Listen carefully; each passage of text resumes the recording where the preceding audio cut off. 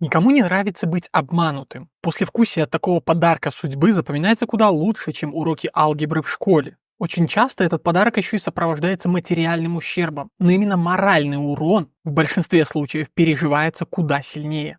Ярким историческим примером может служить поражение Германии в Первой мировой войне, когда возникший реваншизм был в большей степени обусловлен глубоким чувством унижения Версальским мирным договором, чем потерей территории и выплатой репараций. Сам по себе обман чаще всего воспринимается как свидетельство нечистоплотности, хитрости, которая является лишь низшим проявлением ума. Сила в правде. И работает это далеко не только в личных отношениях. Представим себе, что США действительно обещали Ельцину и Горбачеву не расширять НАТО. Допустим, вряд ли какой-то американский историк, который тоже так считает, решится написать что-то вроде «красавцы, уделали русских». Это при том, что сам факт противостояния между двумя игроками особо никем не оспаривается, но общепринятая мораль требует вести его честно или, по крайней мере, создавать иллюзию этой самой честности. Но если мы представим, что вы проиграли партию в шахматы, вы же не станете заявлять, что вас обманули. Так же, как никому не придет в голову вызывать наряд милиции или полиции, как бы она там ни называлась, чтобы разнимать двух боксеров на ринге. Все это часть правил игры. Но если драки в обычной жизни запрещает закон, то использование хитрости в отношении окружающих регулирует куда менее конкретная мораль, которая на самом деле не способна ограничить такую подвижную субстанцию, как хитрость. Стало быть, на практике все ее используют, но не афишируют этого. Однако так было не везде и не всегда.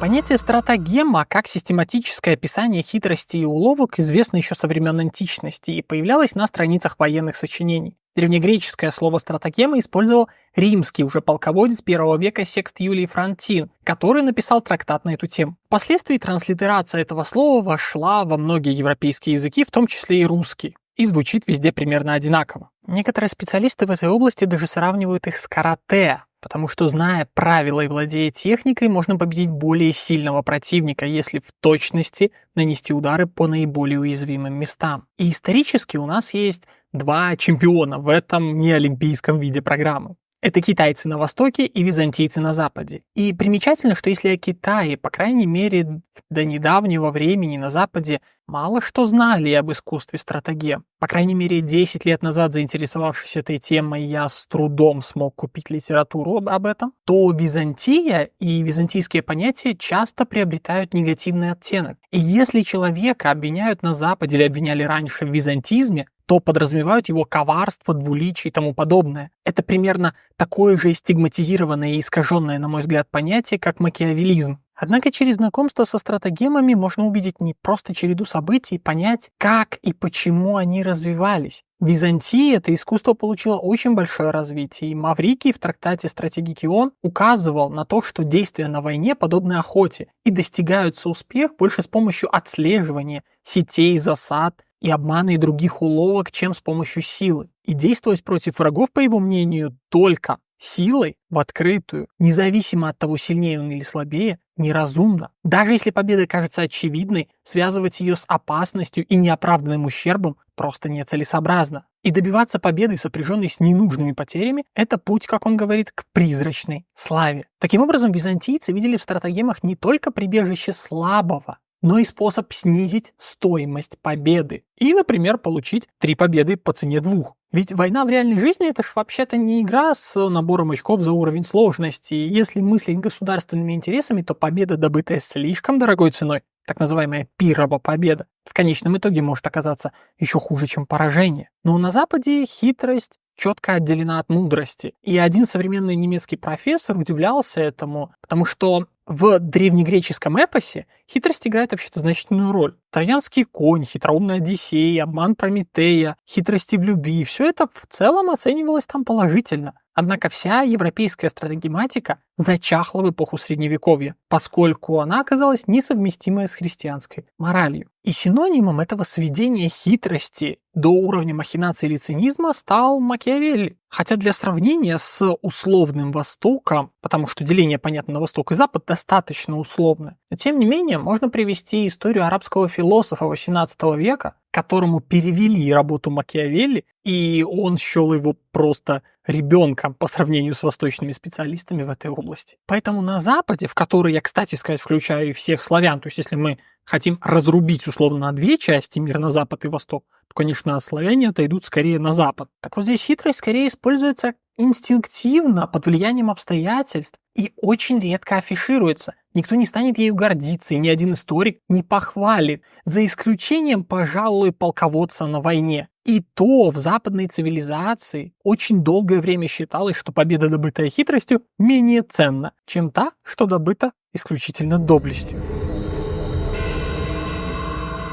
В Китае же еще за несколько столетий до рождения Христа выработка стратагем стала искусством, которое развивалось и обогащалось многими поколениями. И если человек умел составлять стратагемы, значит, он не зря ел свой рис, и к его способностям относились с должным уважением. Основное применение стратагем, естественно, находилось на войне, где они прежде всего и развивались. Как писал Клаузевиц, один из самых известных военных теоретиков XIX века, для малочисленной и слабой стороны хитрость – последний якорь спасения, тогда как сильный может позволить себе ее не использовать. Однако, как мы заметили до этого, такое видение оно крайне ограничено. И, по словам одного из классиков китайского военного искусства Сунь Цзы, и, по крайней мере, самого распиаренного в этом смысле, война и обман – вещи неразделимые. Логику Сунь Цзы можно сформулировать так: скорее обманывай ближнего, а то придет дальний и обманет обоих. При этом непобедимость, по его мнению, заключена в самом себе, а возможность победы в противнике. Поэтому только доведя противника до крайности или дождавшись, пока он сам до нее дойдет,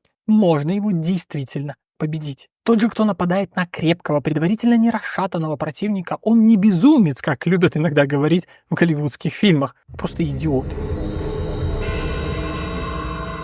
Но может использовать хитрость это все-таки не по-людски как-то? Этим вопросом задавались еще в Древнем Китае, и конфуцианские ученые критиковали создателя первой централизованной китайской империи Цинь Ши Хуанди за то, что, по их словам, он пожрал 6 народов царств как червь, уничтожив местных жителей и овладев Поднебесной, полагаясь на низость коварных планов. Это привело, по их мнению, к исчезновению искренности и доверия в управлении и, как следствие, к великому разброду в Поднебесной. Они считали, что не было ни нравственных наставлений, ни гуманности и справедливости, которые могли бы объединить по-настоящему сердца людей. Звучит красиво. А ответ Цинь Ши Хуанди оказался гораздо более прозаичным. Он приказал закопать живьем несколько сот конфуцианцев и книги их повелел сжечь. И действительно, стратагемы представляют собой полную противоположность конфуцианской человечности и добродетельности. Но, как говорил Мао Цзэдун, еще один практик стратагемного искусства, тот, кто поступает человечно и этично с врагом, только вредит самому себе. В своем докладе 1936 года он заявлял, что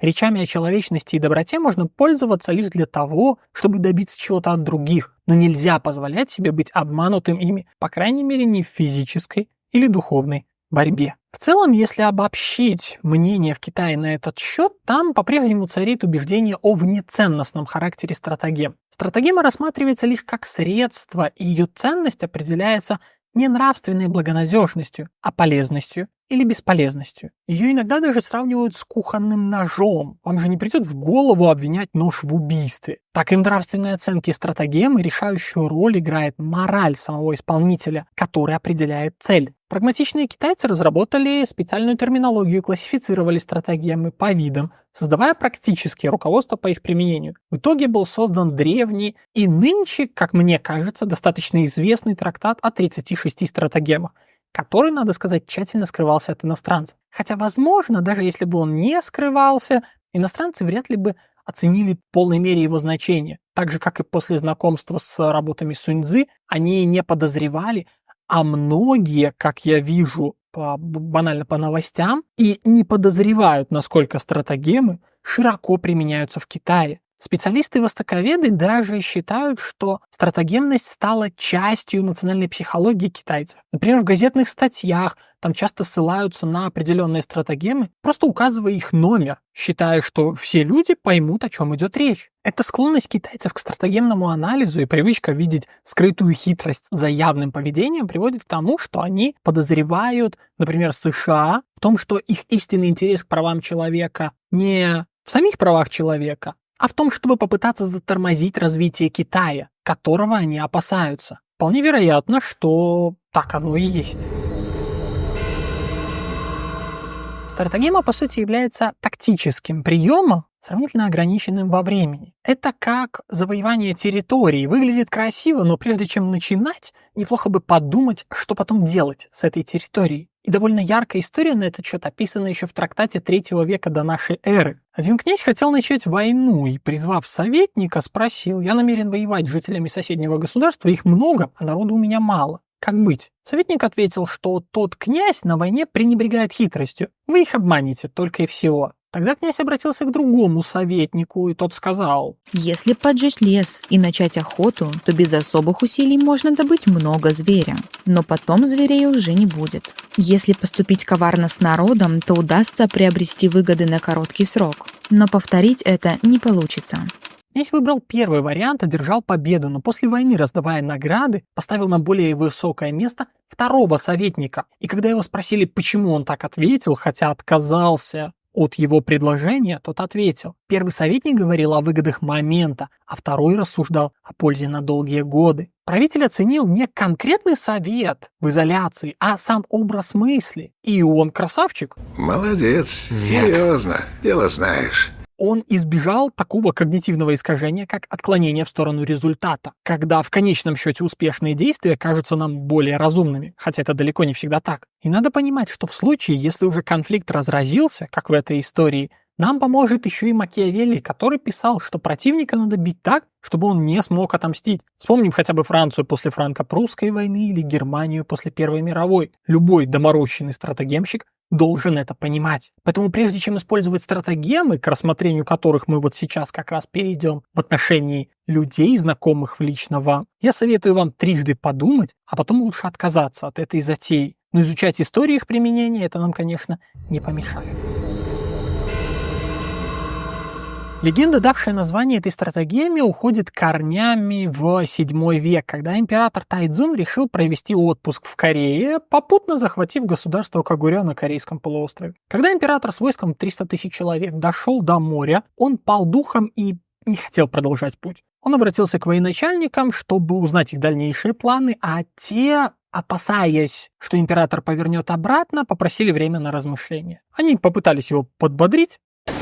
Если мы дадим заднюю никто не даст больше, кроме нас. Но такая риторика бодрости ему не прибавила. И тогда они сообщили императору, что богатый крестьянин, живущий на берегу моря, пожелал доставить для войска провиант во время переправы и встретиться с императором. И вот он подошел к берегу, но море не увидел. 10 тысяч цветных полотнищ и палаток закрывали ему обзор полностью. Богатый крестьянин пригласил императора в дом, где повсюду висели занавеси, а на полу лежали ковры. Император и его спутники уселись, стали пить вино. Ребята хорошо посидели, а через некоторое время сыну неба показалось, что со всех сторон дует ветер. Его это очень удивило, надо сказать. Это что такое, а?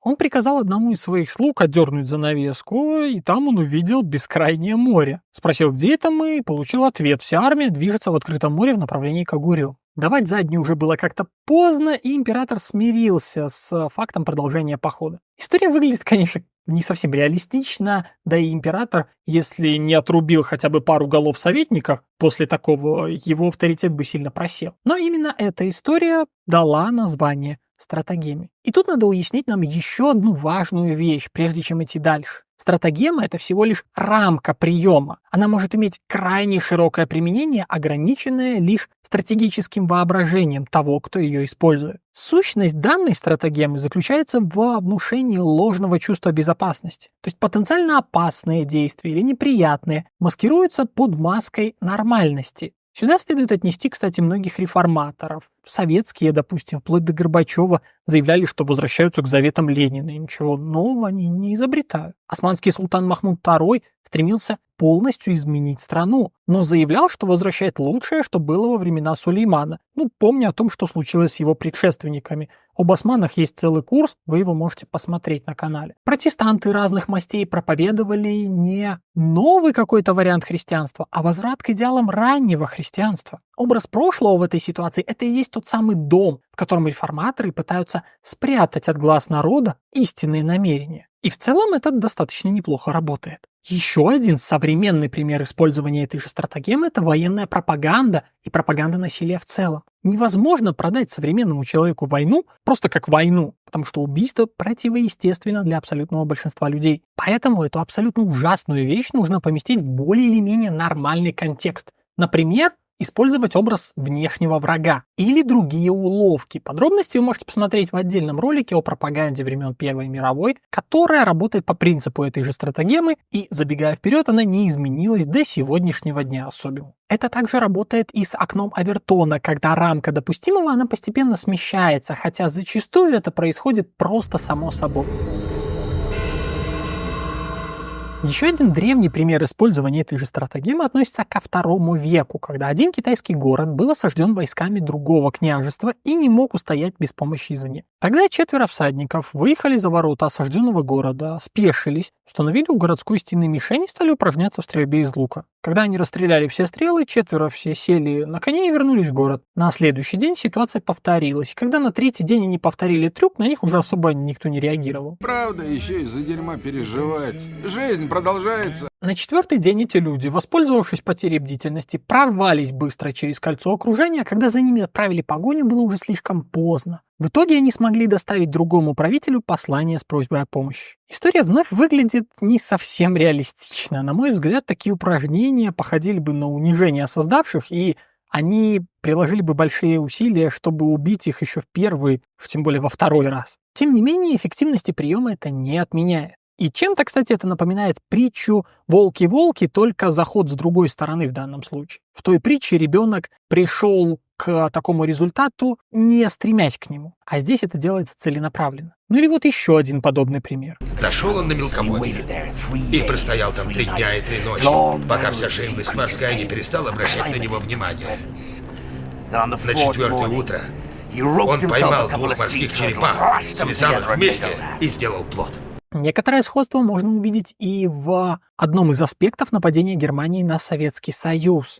Существует мнение, довольно популярное, что Сталину буквально называли дату нападения, и что, мол, он не поверил. Вот такой вот дурачок был. По крайней мере, допустим, мой учитель истории школьный. Давно это уже довольно-таки было, но он транслировал именно такую мысль. И на самом деле Сталину сообщали множество разных дат потенциального нападения. И 22 июня была далеко не первой из них к тому моменту. И если предположить, что это была хотя бы частично дезинформация со стороны германской разведки, то мы увидим именно эту стратагему. Если вам несколько раз сообщают о дате нападения, оно не происходит, на 5-й раз вы уже не будете серьезно реагировать на такие донесения. Да и люди, которые сообщают о таких донесениях, 5-й раз крепко подумают, стоит ли и дальше подрывать свой авторитет, передавая наверх сведения, которые потом не подтверждаются. Еще один пример использование стратагемы этой относится к VI веку, когда один китайский военачальник трижды перемещал войска, ничего не предпринимая, чтобы противники потеряли бдительность. И в конечном счете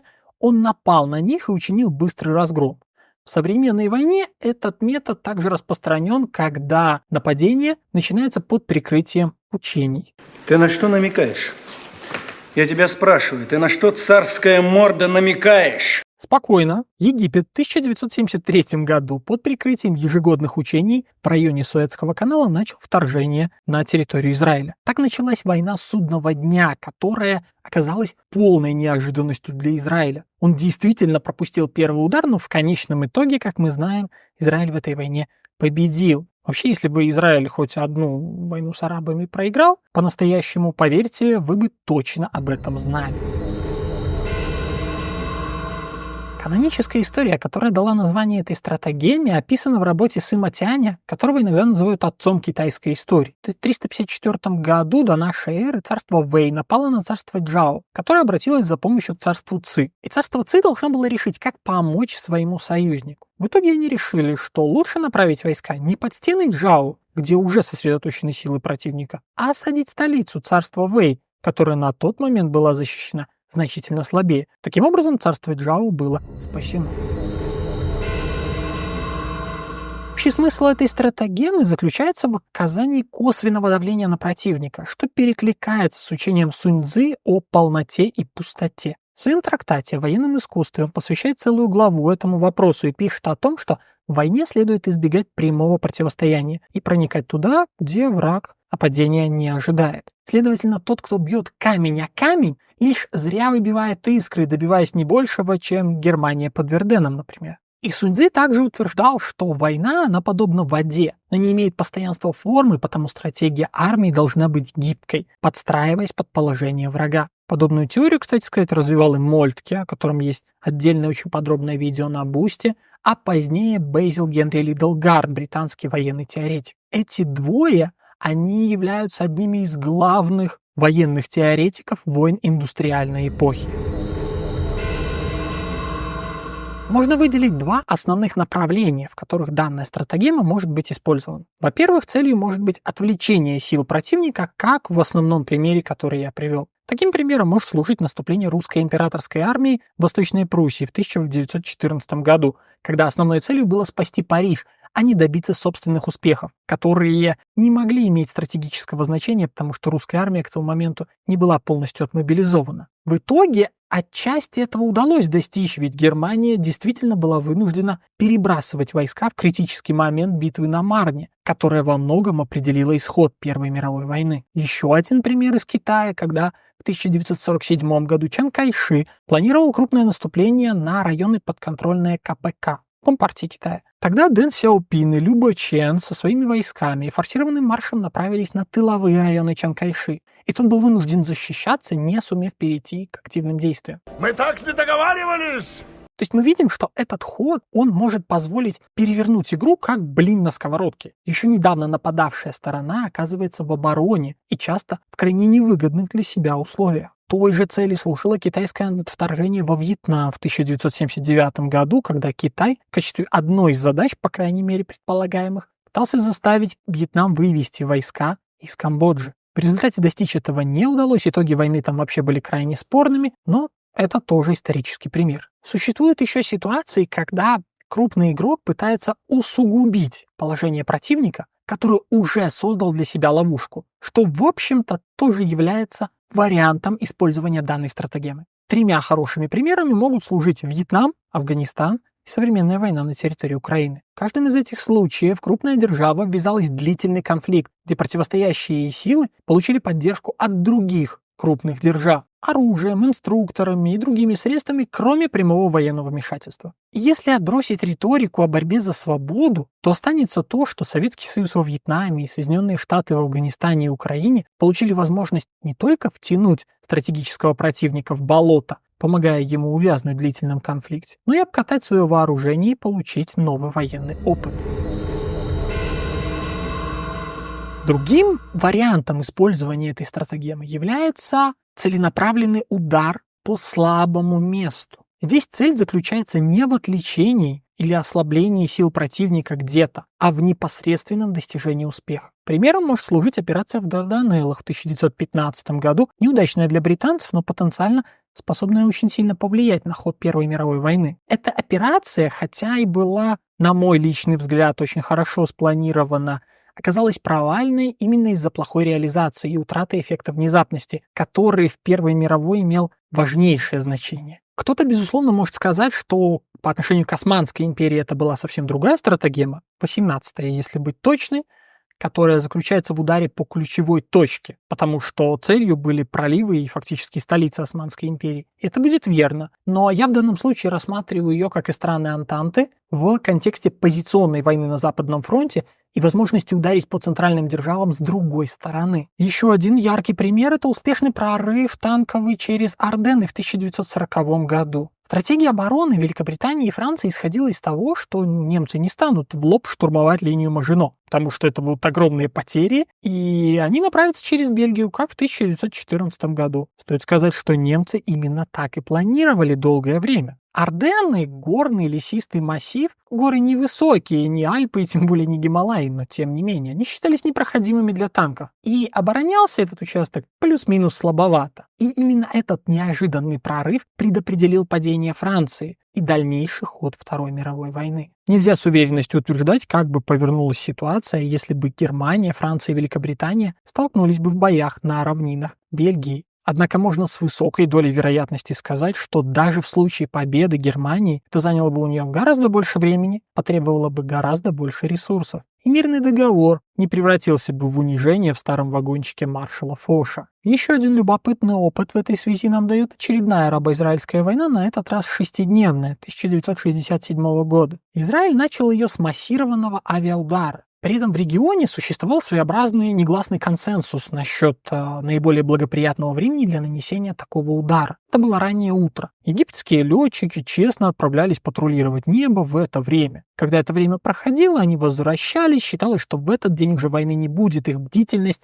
ослабевала. Израильские ВВС, пожертвовав наиболее благоприятным временем, нанесли удар именно в тот момент, когда египетские летчики уже вернулись на аэродромы. Это позволило достичь эффекта полной внезапности, а египетские ВВС в значительной степени оказались разгромлены в первый же день. Современный пример, который развивается буквально на наших глазах, это удар ВСУ по Курской области. Пока не ясно, чем они там руководствовались, какие цели ставили, но это был внезапный удар по плохо защищенному участку территории. Возможно, они пытались отвлечь силы российские с других направлений, преследовали какие-то другие цели. Опять же, это мы, возможно, я думаю, узнаем через годы. Но это в любом случае пример использования стратагемы номер 2.